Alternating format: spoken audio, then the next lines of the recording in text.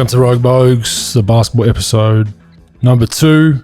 We have a special guest who will be co-hosting for the next while down the track, and excited to announce him. He's a good friend of mine, a guy I work with the Dallas Mavericks. He was an assistant coach there when I was there for my short 3-month stopover. I'll give him a quick intro. Lead him in. His name's Mike Procopio, better known as Pro or Sweet Chuck, as I've come to learn from Police Academy. So Mike has kind of coached in all different facets. He was involved with Tim Grover's academy. He's been with the Boston Celtics. He's been with the Dallas Mavs, obviously. He's now running his own hoops consultancy firm, which he'll discuss later on. And most notably, he worked with Kobe Bryant for a number of years. Some real interesting stories into the mind of Kobe, which we'll touch on obviously down the track. One quick one of how that relationship started. I'll read out an excerpt I found online in an article. Michael Lewis of Moneyball fame, New York Times Magazine, about Houston's Shane Battier being the prominent Kobe stopper. Bryant told Grover he needed to counter this for his upcoming game against Battier, and he wanted that Sweet Chuck's guy's help, which is Mike. Procopio discovered the issue wasn't Battier, but Bryant. Battier funneled Bryant towards Rocket star Yao Ming, daring Bryant to shoot over the 7'6" center. He fell for it way too often, telling Bryant he was taking too many shots and a lot of dumb ones was tough, but Procopio did it. All this played out while Mike was in Minnesota with head coach Kevin McHale, and they were at a team function. The Kobe-Battier showdown popped up on TV. Kobe went 14 for 23, scoring 37 points in a victory. McHale asked, "You ever going to hear from that guy again?" Probably not, Procopio predicted. 5 minutes later, this message arrived from Bryant. "We got San Antonio tomorrow. I want the same thing." And that's basically how the relationship started. So Mike, welcome to the show. Excited to have you as a co-host, and fill us in on what you're doing. Bogues, great to be here. It's fun times. So right now, I actually am running a website called the Hoop Consultants. I started this in 2010 while I was still with Kobe. And basically, it's a consulting service for players and coaches and scouts that just sort of want to get in the business, sort of do, Zoom calls and breakdowns and just sort of educating people around the business, just because I've had a 20-plus year career in pro basketball, working with some of the best players, and as well, really no playing background, just sort of work my way up and sort of, if I can make it that high with, limited playing and looking the way I look, I could probably help a lot of average people and people trying to get to where they want to get to. So that's basically what I'm doing. I'm a stay-at-home dad with my 2 kids. My wife's the breadwinner in the family, and that's about it. So just watching games and things, and just trying to do my business, and that's about it, folks. Yeah, and I think our relationship started. I really liked spending time with you. You're a big shit talker like I am. I think we kind of hit off on a good spot when I got to Dallas, because you were talking shit to me from day one. I had no idea who you were, and then vice versa. And that's basically how it all started. I give you shit for being bold and a little bit on the heavier side and enjoying food, and you give me shit about my Australian accent and the fact that I use a certain swear word way too much. So I think, that's kind of, for everyone listening, that's how our relationship formed. And I know you're very informed with what's going on in the NBA world, especially with behind the scenes stuff and things that people wouldn't hear about every day. So it was just a no-brainer to get you on. Yeah, first of all, the first time I ever saw you, I know we talked about it, was when you played in Thessaloniki in Greece, when you were going against the little fella, JJ Barea. I think, in the semifinals in Greece? Yeah, quarters, yep. Quarters, yeah. It was a great tournament. I mean, unbelievable tournament.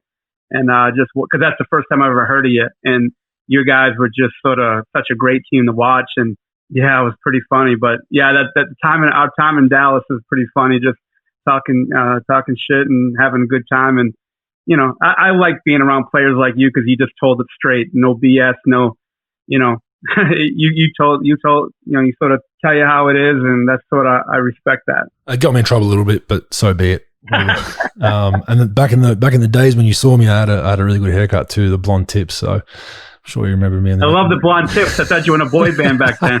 Backstreet Boys. Anyway, let's get into it, man. Last week I touched on open with the Clippers on the basketball pod, and it looks like we're doing it again. There was some big news out of from TMZ of all newsbreakers. They don't usually break a whole lot of NBA stuff unless it was someone banging someone. But Jerry West getting sued for $2.5 million from a gentleman named Johnny Wilkes. Apparently, Johnny feels like he brought Kawhi Leonard to the table for the Clippers to sign him through Jerry, and he has a bunch of phone calls he recorded. It's an interesting story because I did some research on Johnny Wilkes. He runs a not-for-profit organization helping inner-city youth of LA. So potentially a bit of a red flag there, opportunistic if he's suing someone for $2.5 million. But I guess I want to talk about how do you see it going down? What do you think happened? And then we'll dig a bit deeper of the opportunist side of the NBA. You know, Bogues, like, obviously no one really knows, and I'm sure the NBA is going to do their due diligence, sort of investigating it. I think in the NBA, there's only a certain amount of players that are elite players in the NBA. I have it around 7. If you have an opportunity to get a guy like that, you know, Kawhi, you have to sort of talk to everybody involved with the kid. Now, they talk about cheating and, you know, talk about tampering. I mean, a lot of NBA teams do it. And I don't know if he did it but this guy's saying it. He probably didn't. I'm with you. I think the guy's a little opportunistic, to be honest. Everybody say they could deliver a deal. I'm sure maybe this guy presented himself to West, and what's West not going to do? Not talk to the guy if he's involved with the kid. Now, depending on how involved he got, I just think it happens. There's so many people involved with these players. There's the agents, there's the street guys, there's the cousins, there's the uncles, there's and that's my point. Family that's my point. Like, that's what I wanted to talk to you about. Like, people don't understand how many layers, like, especially when you're talking about those 7 or 8 elite players you have as elite, even the middle tier free agents, there's, generally you have more pool as a Kawhi Leonard or a Paul George, but I mean, you hit it spot on. The layers you have to go through to sign some of these top free agents, it's unbelievable. Yeah, it is. And there's just so many people involved with these players on a daily basis that no one really talks about too much. And they've got all these people around them. You know, I would say a player on the average, and I don't care if you're talking about, LeBron James to Johnny James and everybody in between. These players have an average of about 10 to 15 people that deal with them, from agent, family, friends, girlfriends, wife, whoever you're talking about, and you have to go through them. And if you want to sign these players, and especially big free agents, and that was a big free agent signing for them. That, they set everything up to sign this kid for a year in advance. And look, you're gonna reach out to these people if that's gonna give you a better chance of signing them. And that's Kawhi Leonard. Now, if it was like an average player in the NBA, obviously, you're still going to want to sign them and get every advantage possible, but you're definitely going to try to talk, but this guy's saying they offered him money, when I'm reading a couple of reports that they offered him money if they got this thing done. And I don't know. I don't know about all that. I don't think they're going to, go all in like that, but this isn't college basketball, but I don't know. It's still going to be interesting to see what the NBA finds out on it. Yeah, and I think you'd be silly to think that there's not recruiting going on before a guy's a free agent, or a guy might be restricted. Another rival team, big market team, might say, "Hey, opt out of your deal. We'll give you a max deal." That happens through agents, and that's pretty much, it's borderline tampering, but it happens on a daily basis. I think this Johnny Wilkes thing, I think it was as simple as Jerry West probably just said, Johnny Wilkes said, "What about me? Take care of me." And Johnny probably just said, "Hey, yeah, well, sorry." Jerry West said, "Yeah, we'll figure it out. We'll figure it out." Like, kind of just played it off like, "Hey, yeah, whatever. Like, just get Kawhi to the meeting or whatever." And I think Johnny's probably most likely taken and ran with that. So it'll be interesting to see what the NBA does. But $2.5 million, I doubt Jerry West is that silly to, number one, put a figure out there, and number two, put it on record. So it will be interesting to see. It's a crazy time in the NBA. And I've even been part of teams that had signed, you'd probably know about these kind of things, that had signed a free agent, let's say this year, that's in the same agency as an elite free agent who's, let's say, free next year, as a favor to the agent. So basically, hey, we'll sign one of your guys, we'll overpay him for a year or two, but then when you're a big fish as a free agent, come to us. And that's just the way, the dirty business works, right? Yeah, and then the other way around. I mean, you get these NBA players, NBA agents that have this conglomerate of players. that said, look, you better take care of this guy, or you're not getting any visits from our guy. When the big fish comes in a couple of years, we see it all the time happen. If you have a big stable of players, it happens on both ends where the team just says, look, we'll take care of you, this guy, but we need this guy. Or, the agent takes advantage of it and say, look, I got a stable of five out of the top 10 free agents that are going to, be on the market next July 1. You need to give this guy, 2 years, $24 million. And then we'll talk about, and then you'll have a chance at these guys. But if you don't do this, then we're not even gonna bring you to the table on this other thing. Yeah, no doubt. I mean, we'll get into it down the track on other pods, but it's a dirty industry, and wherever you look, players, coaches, media, there's just so many layers that no one ever talks about. People, I don't know if they strategically keep quiet about it or they just get on about their business, happy in their role. But yeah, it's messy. Anyway, we'll move on from that. I think the NBA will handle that as they see fit. We also I spoke about Kyrie last week as well, about, he's an intriguing fella. He goes to the beat of his own drum, but he was caught on film burning some sage in Boston, of all places, where you're from. Obviously, he played there before, and maybe thinks there was some bad spirits when he was there. But interesting seeing that footage of walking around the court burning sage. I mean, Bogues, the NBA right now, besides the on the court product, the off the court product is just, they want that to be almost as good, if not better. So they love that stuff.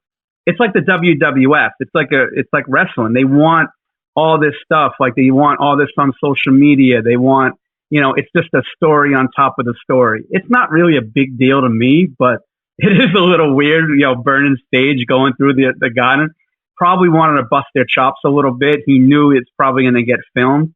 So I've been around the kid. He's not a bad kid when you get him alone. I worked at camp for Nike out in China with him a few years ago, and I took him as someone who was like really astute of the game. You could talk basketball with him. He's pretty smart. He wants to be the alpha dog for sure. But I just think that he knew that thing was going to be filmed, and he wanted a little attention on it. And as you know, he's a guy that speaks his mind. Yeah, he got it. I think that's a fair point. I think the league loves that sideshow stuff. It is becoming Hollywood-like, and the off-court stuff and Instagram and all these quick hit videos. I think that's about as much of the drama these days as you can get. I mean, I didn't think it was a big deal. I know Kyrie has his detractors, but I think I respect him just because he gives no fucks. Like he goes and does his own thing. You might not agree with it, but he goes and does it and doesn't care what other people think. So that's my kind of guy as far as that goes, but you don't have to agree with everything he said. Getting on to preseason, I always laugh getting online, Twitter, Facebook, whatever it is, when it's NBA preseason, and just watching fans and even journalists to an extent, like the hype in preseason. I think, look, you want to have a little bit of excitement because it's preseason, but how do you feel about preseason? I mean, is it overhyped, underhyped? I kind of don't really watch the preseason, just based on, because I think you got guys shooting threes that wouldn't usually shoot threes. You got, this guy's back in great shape, when a month later he's going to be eating bad on the road and he's going to be back to his usual self, or vice versa, and how do you feel about the preseason as far as a fan's point of view? To me, I think it's the NBA, so everything's going to be overhyped. Everything's going to be overhyped. That's what they want. They want a hype machine. To me, dealing with it on a development standpoint, I like it because young guys get to play and those obscure guys get to play, and you get to see what especially rookies that, I just wrote an article for my blog on my website about how an NBA rookie develops. And and especially this year has been so strange with no summer league and things, but even in a regular year, Bogues, you got summer league, you got like GERD camp that they go to in Vegas. They got their workouts and they got training camp. They don't really play in real NBA games. So for me to see rookies and young players that don't usually play get the chance to play 15 to 18 minutes or 20 minutes in an NBA game, to me is good. I don't think the veterans really care about any games until almost All-Star break anyway. And that's kind of my point. That's more to where I'm leaning. Yeah, I'm with you. I don't think they care. I think it's more like young guys, the fans get to go. Usually it's a little cheaper and, to go to games in the preseason. So, more people get to go, but I'm I don't really take a lot of stock in preseason. Yeah, as a fan, I don't really watch it. I wait for the real games to start, and even the first couple of weeks of the regular season is the same kind of thing. But I mean, one example I'd have where it is useful when I first got to the Warriors in 2011-12, we then went into an off season where we drafted Harrison Barnes and Draymond Green and Festus Ezeli, and it was a losing franchise organization. Basically, one playoff appearance for the last, I think it was 15, 20 years. Before, like Chris Mullin days or something like that, was the last playoff appearance before that one against Dallas. So we set a goal of, hey, we know summer league's not that important to win. We know preseason games aren't that important, but we set a goal of let's change the mentality to winning. Like, if we're going to be out there competing, why not try win it? And we ended up winning summer league that year. We ended up going, I think we went undefeated in the preseason, which for us was big because we sucked. Like we won 20 games the previous season when I got there halfway through the year. And I think it helped us kind of switch that mentality to like, okay, these games aren't that important, but they are important to us. And then you see how kind of the Warriors ascended after that. And then, Steve Kerr comes in 2 years later, win a championship. So I think it can really be good for a culture reset. But I think with an all-veteran team, like if you said the Warriors, when they had KD, everyone healthy, their preseason, their off-season doesn't mean shit. But I think for a younger team, like you look at the Knicks, the Timberwolves, those kind of teams that have sucked, if they utilize that time, I mean, I agree with what you said earlier. It can be really good for your team. Yeah. There was one story that I remember, and I'm almost positive it was preseason.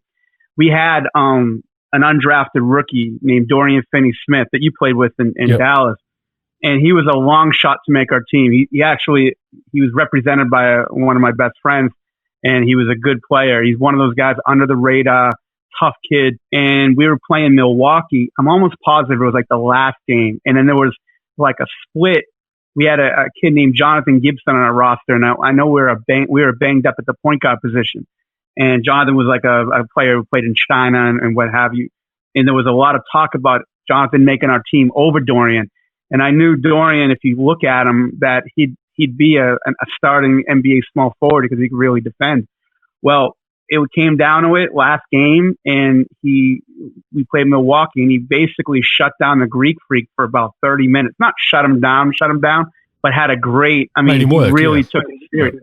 Yeah, and he ended up starting most of the season for us, and we never even thought he was going to make the team. So, if you have the right mentality, players could really do a lot in preseason. But for the most part, look, your veterans aren't going to play. This year might be a little different because of COVID and they jump starting the season so quickly. But for the most part, I think I'm with you, Bogues. I'm not a big fan of it. Yeah, I agree. I think it can be useful. Let's put you on the spot straight away. I'm going to go season preview. Nothing too crazy, but we'll start with the West. I'm just going to I have changed my prediction already from last week about the conference finals in the West, the East, sorry. Of course. You got to change. But this is all barring health. I mean, I have, for my Western Conference top 8, I have LA, Denver, Utah, Dallas. I think those 5 are certainties. I don't see them falling out. Then my next 3 to fill that 8 are Golden State, Phoenix, Portland. These are all in no particular order. That's my 8. I have New Orleans as my intriguing team. I think they could be better than we think, or they could just completely be at the bottom. But with Van Gundy, who's a bit of a nutter as far as discipline and that kind of stuff, they have a strange roster, but something about it, I think they could steal a few wins here or there culturally. So that's my West. How do you see the West panning out? Well, I'm sort of with you. The Lakers. I got the Lakers up top, Clippers second, Denver third. I think Dallas being so good with Luka and then those role players that play so well. The question is, what's Porzingis going to be like when he comes back?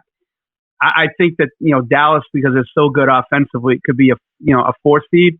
Utah, to me, I like, but something about them with the lack of firepower, Bogues. I think I have them at 6. So my 8's going to be Lakers, Clippers, Denver, Dallas, Portland, Utah, Phoenix, Golden State. Now, the reason why Golden State at 8, I think with so many minutes that Steph's going to have to play, and they're going to have to run him wild, and he's going to have to play really well, and Draymond as well without Thompson. I think that's going to be really tough. And then some of the pickups, their bench isn't great. I mean, obviously, they got good culture and everything and all that, but I think without Thompson, and I don't trust it so well to have them at like 6, 7. But I think that, it's going to be tough for them to really, to make a push for like 6 or what have you. But I have them 7 to 11. I mean, they're 7. Yeah, I'm usually terrible with that. And with New Orleans, I really like the Steven Adams pickup for them. I think he sort of gives them sort of toughness and basketball IQ. And I think he's one of the best centers in the league. Bledsoe's good for their defense. Van Gundy's going to get a little bit out of them. And Zion, to me, it's hard because of his body being so bad, and injury prone. Can you play him and Adams together? I mean, they're both, I don't think you can for long periods. I think you can for stretches. I mean, if Zion's having one of those games where he shoots 3 from 3, maybe. But I mean, I see Zion as more a, modern day 5-man the way the league's going. Bogues, he's a talented kid for sure. But to me, I always ask basketball people, what is Zion? You throw him in a game besides being really efficient with, the way he scores and things. He's not a great shooter. He's not really a fluent ball handler where you can go by it. He's not a great playmaker. So what does he really do to solidify himself as a perimeter player? I'm with you. I think he should play 5. But, I love Adams. And obviously, Zion's the future of their franchise. But yeah, it's just their rosters. You just can't play a 4 and a 5 for a long period. The whole Zebo, Marc Gasol days of Memphis, they're gone. Like, you just can't. You wouldn't even do it for a minute these days, almost. With the way the list. He's going to have to shoot the ball. Yeah, he's going to have to. Yeah. Not right now, but in the next 3 years, he's going to have to really make a concerted effort to get his body in really good shape, which he has never been in, and second, he's going to need to be able to shoot the ball. Yep.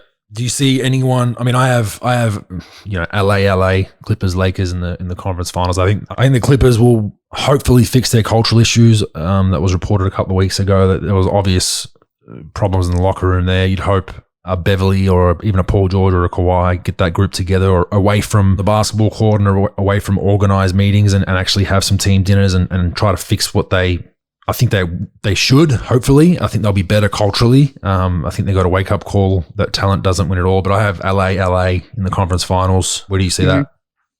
I see that. I see it the same. I think the Lakers, for what they did in the off season, I think they're a better team. Oh, big time. And the Clippers, and losing Montrez is big for the Clippers and not really getting anything back for them. Now, they did get, they made some minor changes to their second unit, but I don't know. They're trying to, you read that they're trying to trade Lou Williams and some things, but I think the Lakers, just because of the players they have, I think that they brought in, I think that they're probably going to be the favorites in the West. Yeah, I think that might be the best retooling I've seen from a championship team in a long time. I mean, I think they really did a great job with what they could work with salary cut wise, which wasn't much. You got 2 max guys in LeBron and Davis. They somehow pulled off a few miracles and they retooled real well. Yeah, they did. Now the thing is, going forward though, Bogues, you got Davis and LeBron taking up almost $100 million in salary. So this Schroeder thing in Kuzma, to me, has to do something for them and be a little bit more simplistic the way he plays going forward. If he wants to earn that extension from them, but this is basically going to be their team because they're not going to have any salary flexibility. So the Schroeder, these 2 guys plus Schroeder, and they got to get something from Kuzma. I'm actually this Horton kid, I'm pretty excited to watch. Yeah, he plays hard. He plays really hard. Yep. And look, I mean, the Lakers are pushing their chips to the table for the next year or two. LeBron's age, they're trying to win as many as they can, and then they'll probably be back down to a rebuild after LeBron leaves, you'd assume. So I guess that's kind of their mentality. But moving on to the East is, to me, pretty similar. I have Milwaukee, this is in no order. I have Milwaukee, Boston, Toronto, Miami, Brooklyn. I have Washington in with Russ there. I think they played pretty well towards the end of last season, had a lot of injuries. It was basically just Beal. So I think Russ's injection will get them in, and then Indy and Philly. I have Orlando in 9. I guess my question is, do you see anyone below Orlando? Let's say Orlando finishes in the top 9 somewhere. They're the 9 top teams. Do you see anyone below 9 winning 30 games in the East? Folks, that bottom of the East is, it's pretty bad. It's real bad. Pretty bad. Yeah, it's bad. And I don't see it. I really don't see it. The bottom of the East is tough. You got a lot of teams that are trying to develop and they're trying to do. I don't know what they're trying to do, to be honest. But there's not even one team that you would take a flyer on at 100-1 with a sports bookie where you say, oh, this team could possibly scrape into the playoffs or even win 30 games. There's not one I'd pick. Like, not one. No, I'm not. I mean, I don't. I'm not going to bet on New York. I'm not going to. Obviously, Detroit's one of the worst teams I've seen in a long time. Chicago, Cleveland. It's hard to find. It's hard to find, really. Yeah, it's a tough one. Here's my thing, Bogues, I want to talk about a little bit with the Eastern rankings. I think Miami's going to win. I like Miami's team because the way they play, the ball movement, they got shooting, they got Butler if he could stay, obviously if they could keep him healthy and going, Dragic.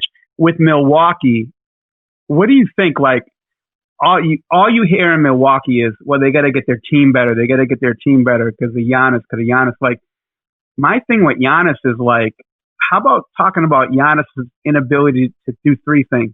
Make shots, because he's about a 30% 3-point shooter. Make free throws. Which was a weird year. He went from like 73 to 63 from the line, in the and bubble then not too. have really, and not going and no go-to move, not in a post, not in a mid-range, nothing. And with Kobe, like Kobe would always tell me, like, I worked at Michael Jordan's camps when I was, about 15 years ago. He ran a camp down to Santa Barbara. And the reason why I worked is I wanted to talk to him about footwork. That was sort of that's the thing that I study the most. And Kobe and MJ gave me the same answer when I would ask him. He's like, look, when I need to do something, I know I can get to the elbows or the block. So like if I need a basket, I know I'm going to elbow or block. And with Giannis, for them to make the next step, it's not about like getting more talent in with him. He's got because they got a pretty good team. Not every team's perfect, especially bench, but like he needs to be able to upgrade that shooting and get something to go to in the post. And he's got to make free throws. And I don't care if you bring in the dream team, redeem team, or unseen team with that roster. If he can't, because in playoffs, they're going to play him the same way. He's got that straight line drive. He's got that spin. And he doesn't really have anything else to go to, and he needs to develop that. Yeah, Miami did a great job. Miami was one of the first teams I saw that actually attacked him when he was in the middle of the floor attacking. They attacked him free throw line and above. They actually had guys sitting on the elbows where teams, because of Milwaukee's shooting, wouldn't do that. They try to come and meet him late at the dots, and Giannis is already a Euro step away from dunking on you. So Miami were interesting, and they just dared the role players to make shots. And I agree. I think there has to be stretches where Giannis plays a 5. I really do. I think he's not going to be a great 3-point shooter. It's just not. I don't think he's just so long as well. And as you know, it's harder for longer guys besides KD, who's just a freak, to shoot the ball at a high clip from 3. But I would agree. I think he really affects the game in so many ways that we don't know as well. Like, deflections defensively. He's got his hand on every ball at the defensive end. But, in playoff basketball, as you mentioned, it dries up. That open court style really dries up. The refs swallow their whistle. It's much more physical, especially in a conference finals. Pressure lifts. And then, Giannis is seeing 4 or 5 bodies in front of him every possession. It makes it hard. And like you said, I had them as in the conference finals. I've kind of reneged on that after looking at their bench. Mm-hmm. I think their bench is worse than it was last season. I think they lost some good players unless they make some sort of trade.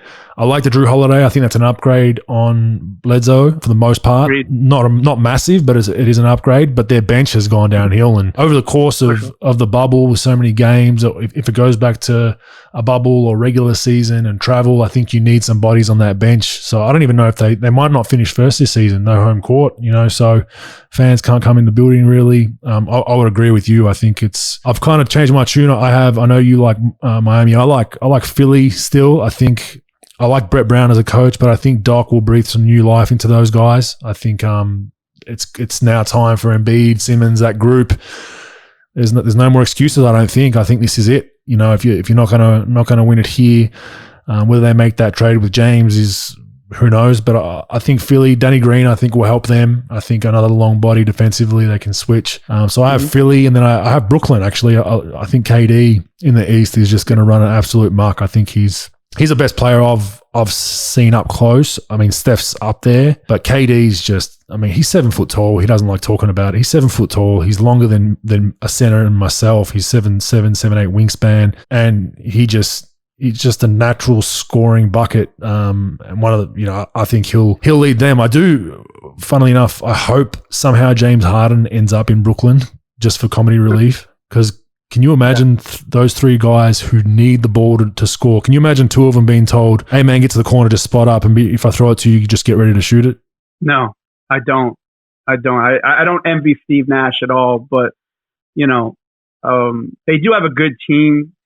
I really think that if Harden's going to get traded, he's going to Philly. I don't think he's going to go to Brooklyn, but it will be comical, and it'll be tough. Those guys cannot – I don't think – I'm not a fortune teller, but I don't – if you just sort of putting your hat on it, I don't think that those three guys could really play together with that. It'll be really tough.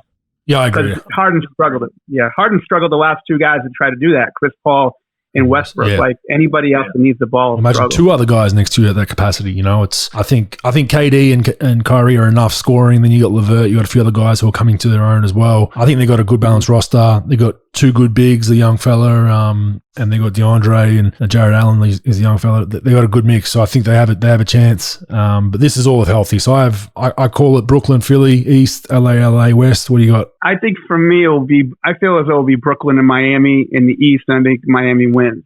I really like their team. They share the ball. They don't really have a star on their team.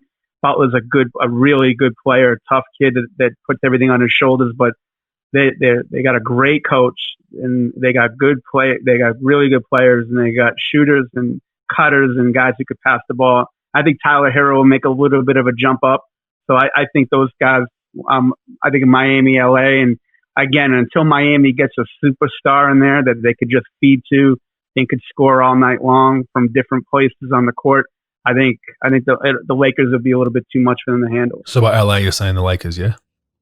Yeah, I'll say the Lakers. Yeah, fair enough. I mean, it's pretty close. I think it's wide open. This is all barring injuries and trades, and once the whole circus starts in the NBA, a lot could change. So moving on real quick, we talk NBL a little bit here. Obviously, I played in it. You don't know a whole lot about it, so we're giving you some homework for the next pod. We'll touch more on the NBL. Their season starts up here in, I believe it starts mid-January, so pretty competitive league. Like I played here for 2 seasons, a lot of former fringe NBA guys, so it's a fun one for you to follow. It's only 9 teams at the moment, so we'll set you some homework there, but that'll be something for you to do. We'll get on to, this is a kind of a fun part, we'll get to the Ask Me Anything segment, so I usually do 6 questions because my playing number for the most part was 6. And yeah, just let the fans shoot the shit with us. So I'm sure we'll get more if you want questions for myself or for Pro, whatever it is, Kobe questions, myself, Warriors, whatever.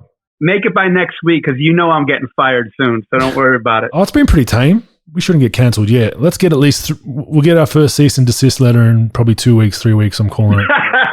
Right now, I think we've been pretty tame. So if you want to ask any questions to us, go to Rogue Bogues on all the social media platforms, Twitter, Facebook, and all that fun stuff at Rogue Bogues. And then the contact email is there. We just need your name and your city. So most of our questions, Pro, right now are from Australia. So we'll get to the first one. It's from Max Vadis in Melbourne. My question is, do you think it's a bit ridiculous that the NBL owner owns a team in his league? Also, does Melbourne United have unlimited salary cap? So a bit of background for you, Pro. The owner of the NBL, we have an owner of the league. So the league was in big trouble about 10 years ago. A guy came in and basically spent a lot of money. His name's Larry Kesselman. He's done a fantastic job of revamping the league. He initially was a team owner. Then he moves on to buying the league.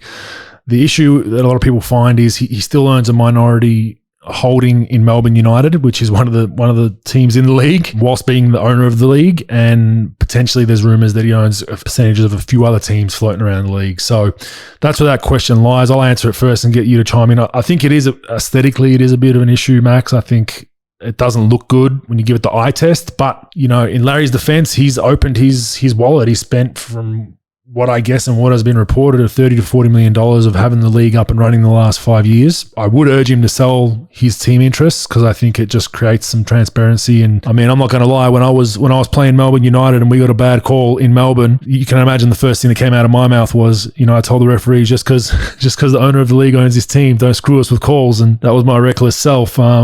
As far as the United salary cap, I don't think they're doing anything to cheat it. I think there is a cap, and if they go over, they pay a luxury tax. I don't think there's anything fishy there. But I do agree that Larry, should relinquish interest in teams if he's involved as the team owner. But at the end of the day, no one else is writing the check. So if he wants to run it rogue like that, I guess he has to. How do you feel about that? Yeah, Bogues. I mean, obviously, you're going to look at it and anything, just the eye test. People are just going to, anytime there's anything even close to something that's not sounding good and it goes in the favor of his team, they're obviously going to say, wait a minute. I'm with you, though. Like, if the league was struggling financially and this guy actually spent money to keep teams afloat, then you gotta give it to the guy a little bit and say, look, like this, without him, there's not a lot of, big time investors around to buy teams sometimes. But it doesn't look good, as far as the league's perspective. But unless they could find people to take on his debt with these teams, that I just think you got to roll with it and say, look, this guy sort of saved us from some things. Well, which we are now, and that's the problem. I think the league's starting to get a bit more notoriety. LaMelo Ball, RJ Hampton were here last season, and John Wall's invested in the Southeast Melbourne franchise. Oladipo has invested in New Zealand. Sean Marion's invested in New Zealand. I'm involved with the Sydney Kings. So there's bigger names getting involved now, and I think the more these names get involved and more funding's coming in, I think there's a valid point to say that needs to get cleaned up, just because you're going to get more eyeballs. The last thing you want is someone over in the States talking about our league and then saying, oh, hang on a second, the league owner owns teams and what's going on over there. So I think right now it's okay, but I think he should be looking to move on. But thanks for your question, Max. Number 2, I think this is a perfect question for you, Pro, and I'll let you handle this one. I'll read it out for you and you go for it. My name is Ollie Odell, grew up in Adelaide, South Australia, currently 21, and I attend the University of Rio Grande in Ohio, an NAIA school. I'm studying and pursuing my dream of being a professional coach one day. Just wondering if there was any best advice you could give a young coach trying to make an impact. My ultimate goal is to one day be a part of the NBA team and hopefully the national team, because why aim low? Is there any particular quality your best coaches possessed or had a key impact? I would love to know. Yeah, there's a lot of sort of paths to get to the NBA if that's your goal. It never really was for me. I just sort of lucked out with it. What you need to do is get as much, either two ways. You could either go try to be an intern for an NBA team and go through this system as a young, as someone who's young, who they could sort of train the way they want you to train as a coach. But that's really tough. With COVID, there's a lot of cutbacks on staff. What I would suggest is getting as much experience as you can. If you're going to be a workout coach, like I did, I'd be a high school coach or a college coach, or open up your small little training academy and continue to get better at your craft. Seek out a couple of older coaches that are experienced, that know things in those areas, and try to lean on your mentors as much as possible. And a lot of it's pro bono. A lot of it's for free, right, Pro? Like you did a lot of this stuff, even working for Kobe. It was, some of it's pro bono. My gosh. I worked for free. I started coaching in '94. I didn't make more than $10,000 in basketball probably until I was about 28. So I basically went 10 years of doing these camps, doing a lot of pro bono stuff. It is tough. That's why I think that just you gotta work on your skill in whatever you want to be, an offensive coach, defensive coach. Watch as much film as you can. Get a mentor that's going to teach you. Actually coach at a high school or a college that you could actually get experience working with people. And then when COVID sort of stops, or at least gets cut down, and then there's like Summer League in Vegas, I would go out there and try to seek out as many D-League and NBA people, meet them, switch information, swap information, try to email, try to get in contact. But you can't just try to be to the NBA without getting better at anything. Most people who get to the NBA, they get to the NBA when they're either working as an intern and going all the way through when they're young, or they do other things like coach college, other pro leagues, and then they get into the NBA when they're like 40, 45. There's no set age. Don't be in a rush, but you need to develop a skill that people are going to be like, you know what, that coach can do this. So I would definitely seek out mentors. I would definitely try to watch film and take as many notes as you can. Work camps in the summer, and then actually work on your skill and your craft by coaching on, and I don't care if it's a high school team, your own academy, seek people out to work out. or whatever your skill is going to be in your background in coaching. That's what I think you need to do. But those are probably the best things that I would advise you to do. For an entry level into the NBA, the other one would be, like you said, watching film, but also if you can learn how to cut film, learn how to, I mean, in Australia we use Sports Code. I'm not sure what the program is in the NBA that they use, but yeah, basically learning how to cut film, because that's a perfect entryway. Like Pro said, you become an intern. If you're an intern for an NBA team on the coaching panel, you're doing all the shit jobs of cutting film till 2, 3 in the morning. Steve Kerr or Rick Carlisle, someone might say, get me this clip in the next 5 minutes, and you got to go find it. So if you can get yourself adapt to functioning quickly and easily with sports coding and cutting film, you're halfway there, and that's a perfect entryway. It does suck sometimes because it's a lot of work, but that would be another avenue that can get you into professional. Yeah, there's actually another company called Synergy that I think it's sort of pretty popular in the States. Most NBA teams and college teams have it. What I used to do when I was in Chicago, actually, it's actually all online based, and they would pay people like $30, $40 a game to code games for them. Pretty easy to do. They train you. I don't know if they still do it, but that's another company you should seek out, Synergy Sports. And they, like I said, they've got all these people who log games all over the world for them from their computer. So that's another thing you should do, because everybody uses Synergy as well. So that's another avenue that you should probably look into. Yep, there you go, Ollie. Good luck with that. Next question is from Luke in Australia. Didn't give me a city, but we'll still read it out. This is an interesting question. Can you shed light on what it's like to be on a team when a teammate is facing criminal charges? Example, Malik Beasley's situation at the T-Wolves. Do teammates discuss these things, or is it just a lingering elephant in the room? Pro, I'm going to let you answer with how you think I'd handle it with a teammate. Well, first of all, I think I'm the lingering elephant in any room that I'm in. So that's the first thing. Second thing, I've never really been around a team. I've never been around a team that has somebody with like criminal charges like that, maybe an assault or something. But when you have some real serious allegations, I don't think I was around a player that had that. No, Bogues. I didn't have any serious ones. If there was a serious one, the dude like shut up a club, or I'd probably just shut my mouth and just avoid that dude at all costs. If it was something stupid, like something petty, like, I don't know, stole something or, did something stupid like a DUI, I'd definitely be taking the absolute piss out of them every chance I could and just be absolutely giving them shit for it. Like, hey man, like, do you need a ride home? Hey, do you want my Uber account? Like that kind of stuff. I'd try to banter and make them feel like it wasn't that big of a deal. Like, have a laugh about it. But if it was something real serious, I'd probably try to avoid it. But I haven't really had any huge cases. I've had a few teammates get done for a positive drug test and all that kind of stuff, which is almost every other day in the NBA.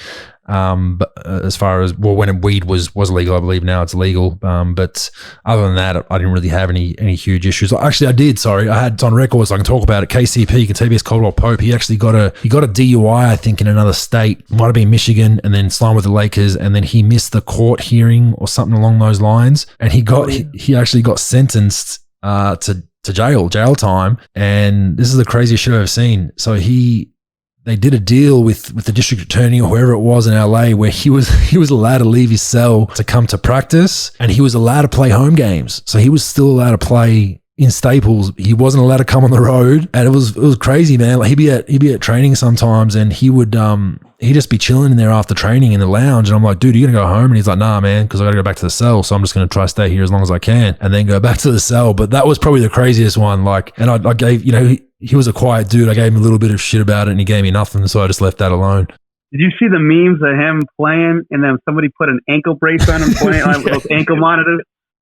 Yeah, I'm into some tomfoolery. I don't even know if I could even pull that one off. You don't even know if it was something like it almost looked real, because you're like, hey, maybe he does have one on because he's locked in the state. So that was actually, that was probably a pretty funny one for me, Luke. I don't know how that was worked with the NBA rules, because my understanding was if you're convicted of anything where you're facing jail time or a sentence, that you're not supposed to play. But I do know he was with a certain agency that signed a big free agent the next year, so that might have something to do with it. But we'll move on. to Dean Sadler in Penrith, New South Wales. Give us a run through when you become traded in the NBA. Does the X team help with moving costs? How soon are you on the next flight? Is your locker room cleaned out in a box? Blah, blah, blah. I'd love to hear that process. Keep the podcast stuff coming from the Golden West in Penrith. Thanks, Dean. Yeah, I mean, Pro hasn't been traded, I don't think, but I have. It is pretty interesting. I got traded in the one time in the off season and one time mid season when I had a broken leg. So the main one where I really understood how it worked was going from Milwaukee to Golden State. I got traded right at the deadline, and it's crazy. Like you basically get a call from the organization or your agent. Welcome to Golden State. We have a flight for you in the next day, and you need to report within 48 hours to your next city. Otherwise, you can potentially get fined. And that means it was one suitcase, the bare minimum. Don't forget I had a house and a family in Milwaukee at the time. Leave the wife at home. See you later. I'll catch up with you down the track. And then basically leave the missus or the wife to pack the house up and do all that fun stuff, box all that shit up. And I'll just be waiting for you in Golden State. So then I lived in a hotel till the end of the season. The team will pack up your locker room. Equipment manager will box it all up and send it to your next city. But yeah, you're basically out of there, and you're on the first plane smoking the next day, and you don't see that old franchise again until you play there. So it was easy for me at the time because it was myself and my wife only. Where it gets hard is for guys who have kids in school, for guys who have a big family. You generally leave them behind and you go to your next city, and then you figure it out that next off season whether you move them back out or not. And I know a lot of players that had been traded a few times that ended up just keeping wherever their summer base was where their wife and kids stayed the whole year, just because they didn't want to keep moving schools. So it can take a toll on your family life, and I'm sure you have some similar stories with players, bro. Yeah, Dallas actually tried to trade me, but I never could pass the physical, so that was good for me. But the weirdest thing that I ever sort of encountered, I worked with a kid in high school and college named Michael Bradley. He was a first-round pick of Toronto and got traded a couple of times. Well, I was in Boston as a scout, and he came in. He was with I think Philadelphia at the time, and he was in layup lines. There was no Woj back then, and there was no Twitter. But I read it. He got traded in layup lines. They had to come take him out of layup lines during the like 5 or 6 minutes before the game started. They had to take him out of layup lines to trade him. But yeah, I mean, I've seen guys get traded on the road, and they had to go to their new. You were in Dallas when Harrison got traded, right? Yeah, during the game. And the weird part is it's just the weirdest deal, man. Like, you check my phone, my watch was going on, my iWatch was going off, and Woj was, reported it, and I was like, get out of here, man. And he's sitting right in front of you, right? On the bench. Yeah, he was sitting, but like, I'm not going to tell. I mean, come on, they can't do it. And they had I don't know what they did. I don't know. I think he just stayed for the game, and then, whatever, like someone, I think eventually told him, but that was the weirdest deal I've ever seen. But that's just the NBA, man. I mean, what are you going to do? Yeah, I remember I was watching that game. Like flicking through League Pass because I like following the Mavs because I'm good friends with Harrison Barnes. And I'm like, man, he hasn't got back in the game. It was like the third quarter. I'm like, what's going on? And then fourth quarter, and then I logged onto Twitter, and it was like Harrison Barnes being traded mid-game, and they had all these memes of him just sitting on the bench still.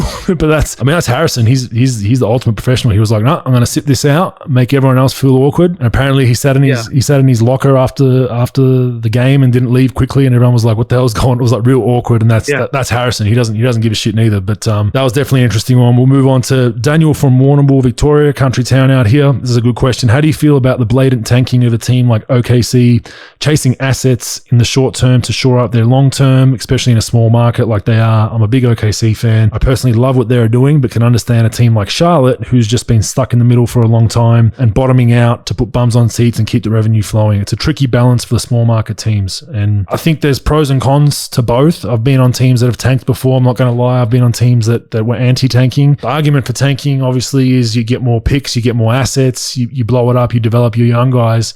I think what people lose sight of during tanking is you have young guys on your team you're trying to develop, and you instill in them that winning isn't important. It can backfire for you long term. And I've seen that firsthand, especially, in Milwaukee at times where it was like, oh, we're rebuilding, don't worry about winning. Well, now you've got that guy for the next 5 or 6 years on a contract, whether he's a rookie or not, and you've instilled bad habits on him. So I think it's a fine line. I think teams in small markets kind of have to do it that way because they're not going to sign the LeBrons and the big names because they have to kind of rebuild through the draft and get good picks and hope they turn out well. But it is a fine balance, and I don't think I'm set on either way. I think you can get bad habits from it, and you can also hit the lottery and get a number one pick, bro. Yeah, I agree. Back 17 years ago when I got in the league, the big thing was getting cap room. That's what all these GMs wanted to do: cap room. But they figured out that it was a little overrated. I think now the big thing is getting these pick swaps and these future picks, to try to, hopefully you hit a home run. The one thing about it, Bogues, is Sam Presti is one of the best GMs in the league. And I think that the NBA is sort of fixed in the sense that, there's 6 teams that have a chance to win it every year. Probably not even that. Yeah, if that. Probably three to 5, right? And if you're not in that and you don't have the stable of players, you need 2 things.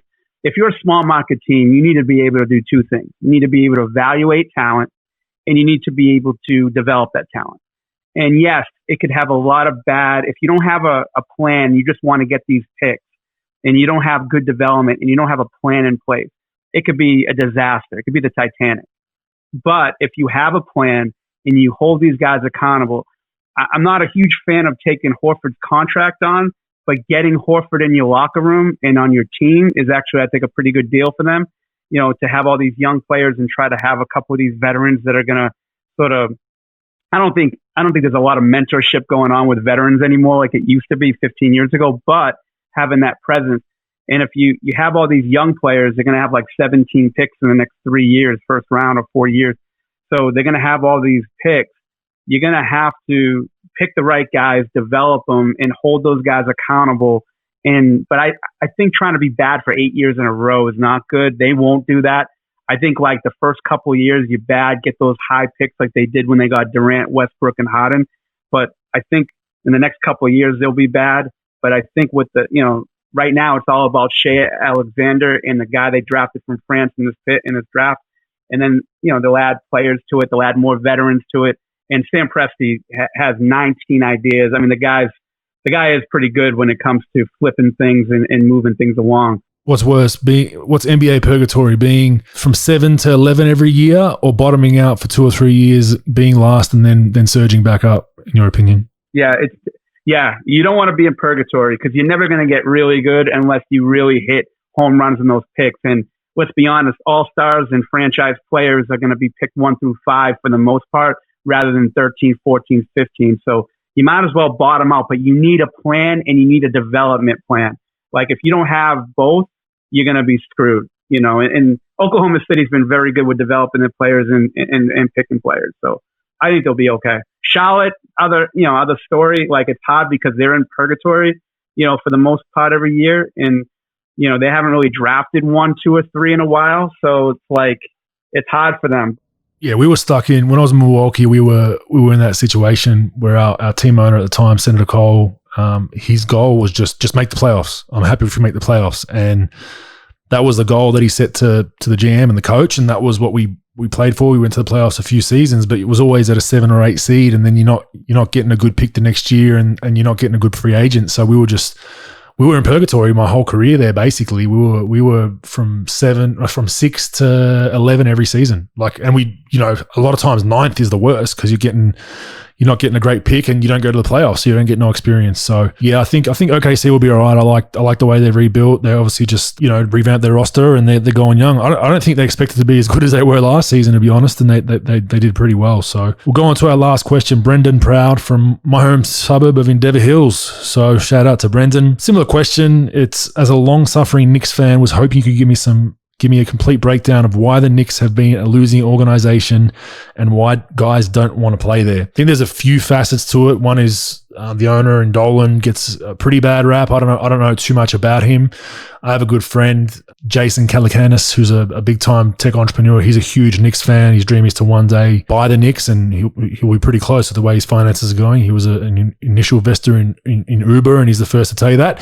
But he's a big Knicks fan, so I know a little bit about what they're going through. And Dolan's number one, apparently. Players don't want to play for him for whatever reason. And they've just been a revolving door. Sometimes these big time organizations pull all their money together to try and sign big names, and they don't really encourage a whole lot of or emphasize development like the small markets need to, because they can be like, okay, Milwaukee, you develop that guy, and then we'll come and offer him 5 years later and steal him from you because we're New York. But it's kind of backfired because no one is signing New York. They haven't really set a culture about themselves. I think revamping their coaching staff is going to be big for them. I think that'll help them. They've been stuck there for a long time. When I was initially in the league, the first, I think from 2005-6 to 2010, they went through a phase where they, like, if you didn't have some sort of criminal conviction, you couldn't sign there. They went through a phase where they were signing like, the rough and tough, unlabeled thug type guys, and they had an intimidating team individually, but they just couldn't win games. And they've just been stuck in that round. How do you see that going? I see the same, Bogues, and the problem with them, obviously, it comes from ownership. Like, no offense, obviously, but just to be honest about it, like, you got to hire a GM who knows what he's doing, and then you got to give that person the opportunity to do their job and not really sort of, hire the right person and let them do their job, and don't sort of, make decisions for them or what have you. They're so corporate in New York. You got to get through 40 people to get to another person. And what they've done is they've struck out on major free agents. And then what they do is they overpay B-level guys in free agency, and they have this bad cap management. They haven't really drafted well. And instead of like saying, okay, we're really bad, let's draft, develop, don't worry about signing big free agents in the summer, because, what's going to happen is they're all going to go to other places, and we're going to overpay by $40 million a B-level free agent. You're better off developing young and then just waiting for those players to develop for a couple of years. Every GM that's been in there tries to make these big splashes, home run play. Worry about the fans. Don't worry about the fans. They're going to show up. And if Dolan loses money, he'll just raise cable up 5 cents a month, and he'll make about $80 million. So it's not a big deal. But everybody there tries to, make a big splash. No, just develop your talent, draft the right guys, manage your cap. But like the Phil Jackson hire, as a GM, he's never been a GM before, and some of the other moves they've made, it's tough, man. Like, I mean, I think they get better with Thibs. Thibs will definitely rattle some cages there. But yeah, I mean, they're just, even they're looking at their roster now, you're like, who's your guy that I mean, Barrett, obviously, who are your guys? Who are your 2 or 3? You don't know, No, Barrett and Robinson, to me, probably those two, but they're unproven. So they don't really have anybody they can hang their hat on. So it's going to be tough. I don't care about, no one cares it's New York anymore. It's not like in the last few years they haven't gotten anybody. So it's not like being in LA and everybody wants to be out in LA or Miami or even Phoenix. It's New York, but no one really cares. So you got to build a winner. And the problem is you're not going to get, they got to, I think Leon Rose will do a pretty good job. But like, that's why like big time GM candidates didn't really want to be there for a while, because they know if the owner sort of sticks their nose in, it's going to be tough. And, most big time GMs want like an owner that's going to let them do their job. And they haven't really been doing that for a while. Yeah, I agree. I think they're going to be down the bottom for a number of years. Thanks for all the questions for everyone that sent them in. For Ask Me Anything, we try to get to the most random questions, the most controversial. Not too worried to send those through. We usually put out a post a couple of days before we go and record this. So at Road Bogues on all the social media channels. We're going to leave you with story time with Bogues. It's going to be story time with Pro. Well suited to dress like Santa. He's got the physique. I just can't fit down any chimneys, so don't worry about it. Nah, it's occupational health safety these days. You have to go through the front door, mate. You get sued by someone. So appreciate it. What do you got for us? I'll give you 2 stories, and they're not very long at all. when I was with Tim Grover, we had Eddie Curry as one of our clients. Eddie was a big man, played for Chicago and in the Knicks, ironically enough. And Eddie had a little bit of a weight problem, most of his career. And when he was with the Chicago, he had to get to a certain weight. Like he had to lose like 25 or 30 pounds. They wanted him coming in at a certain weight. So Eddie did great job, getting down. He was one of the most athletic bigs I've ever seen. Like he was ridiculous. It was tough. As athletic. Yeah. So he got down his weight. On a Friday, we said, Eddie, you're down your weight. You're good. You got a week left until this weigh-in. You're good. So you're all right. You don't have to work out this weekend. You're fine. Weigh him on Monday, gained about 22 pounds. In 2 days. Yeah. So Eddie will tell you the truth. He's not going to lie to you. I said, Eddie, what the fuck were you doing for 3 days? And he was like, I ate pancakes and drank Kool-Aid for 3 straight days. I'm not going to lie. So I go back to Boston the next year because I would bust his ball. Like you think when you and I went at it, him and I are probably one of the best ever comedy acts ever. So we go back to Boston. He put Chicago Bulls come to town. I go in the locker room before they get there, and I put a tub of Bisquick pancake mix and a case of Kool-Aid in his locker. He came out and he goes, "You motherfucker! I know you did." He starts chasing me around. So that was my Eddie Curry story, and I'll give you a Kobe story real quick. In 2011, during the lockout, the lockout was about to end, and he brought me in to work him out for about a week and to go over some film stuff.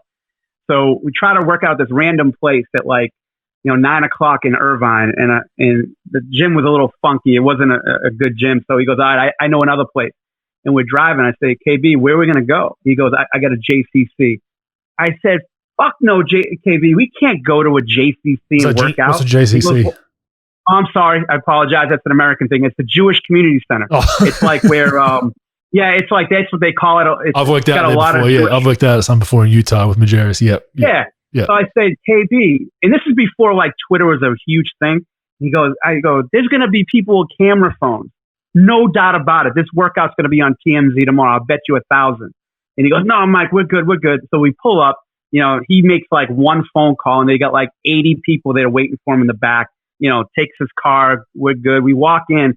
We work out, and there's 11 and under tournaments and leagues going on in this gym. We're working out. You got an NBA Hall of Famer working out with this fat guy in the corner court, and lo and behold, the next day if you go on TMZ and do a search for TMZ Kobe JCC, you're going to see a grainy video like the JFK assassination of me working out Kobe and some JCC, and they're busting his balls about it on TMZ. It's pretty funny. What, saying he couldn't find a better gym or something? Yeah, and then Kobe's one with the Jews or something like that. They've got some headline. It's just bust. They're having fun with it, but Kobe was that was a funny night. We were together for about 11 days straight, right before the lockout ended. Actually, I was with them when they made that trade for Chris Paul, and then we were working out. He was lifting, and even that was probably the last time I ever lifted weights. I was lifting, and I got the tweet that the trade got rescinded, and I was with him right when he got it because I was the one who gave it to him. He wasn't much of a tech guy back then, and it was so funny. It was so funny. Yeah, they famously, David Stern famously reneged on that trade, right? Cancelled it. Oh God, yeah. He loved Chris Paul. Like Rondo, the two guys he loved the most was Rondo and Westbrook, as far as matching his competitiveness and basketball IQ and just want to rip your heart out. But the Chris Paul, he thought that was good. He loved Gasol was probably the best teammate he's ever had. At least that's what he told me. So he would have lost Gasol in the trade, I think.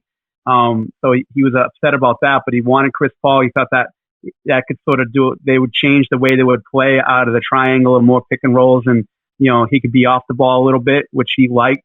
And Chris Paul could guard people, so he liked that too because he had to guard every point guard. Yeah, he was pretty pissed. He was pretty bummed out about it, and then really bummed out that they gave away Lamar Odom for nothing to Dallas. The next 2 days later, they made that Lamar Odom trade, and then he you could sort of figure out that the team was going to go south after that. Yeah. Cool. Thanks, Pro. This is our our first pod together. I mean, thanks for your time. I think people will really make use of what you're talking about. You've been in the industry for 20, 30 years now. You've seen probably just as much as me, if not more, on all the different walks of life. And you literally started from the bottom. You grew up across the street from the old Boston Garden, right? Across the street. Ironically enough, it was across the street. And then when I moved to Chicago, my view out of my bedroom window was the United Center. But yes, I did. I grew up literally 300, 400 yards away from the Boston Garden. That's why he's got that Boston accent with Lisp. I love it. It's great. Yep, absolutely. Thanks, everyone. We'll have Pro on episode 3, so keep a lookout. Thanks for joining Rogue Bogues. We appreciate it. Subscribe, tell a friend, tell your grandma, and we'll see you next time. Thanks for getting Rogue with us.